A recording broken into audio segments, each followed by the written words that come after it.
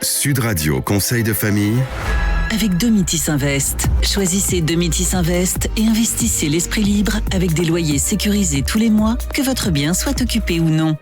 Bonsoir à tous, très heureux de vous retrouver. Bonsoir Stéphane Moller. Bonsoir Olivier. Le président et le fondateur du cabinet Via Wealth Management. On va parler ce soir investissement immobilier avec notre invité. Heureux de vous retrouver. Bonsoir Julien B. Bonsoir Olivier. Julien qui est directeur général de Domitis Invest, le principal acteur de l'investissement en résidence service senior en France.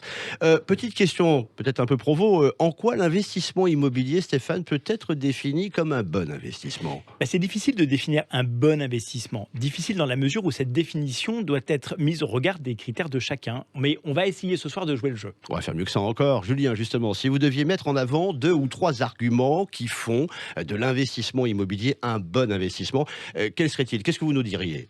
Je dirais que pour la très grande majorité des épargnants, un bon investissement immobilier est avant tout un investissement sûr, rentable et sans souci. C'est intéressant comme approche. Comment est-ce que vous déclinez ça ?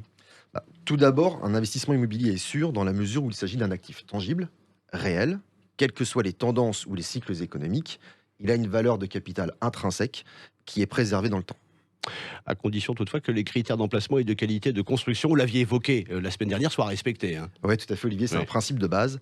De plus, il faut que l'investissement immobilier réponde durablement à un besoin d'usage. C'est ce qui va permettre d'obtenir une bonne rentabilité. C'est notamment le cas des investissements en résidence service senior développés par Julien.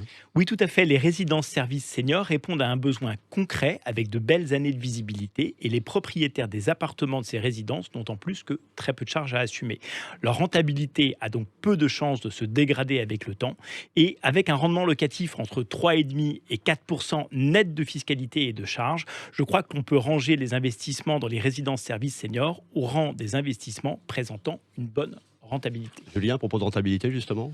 La rentabilité est une notion un peu subjective qui doit s'appréhender aussi en fonction du degré de participation à la gestion et au suivi de l'investissement.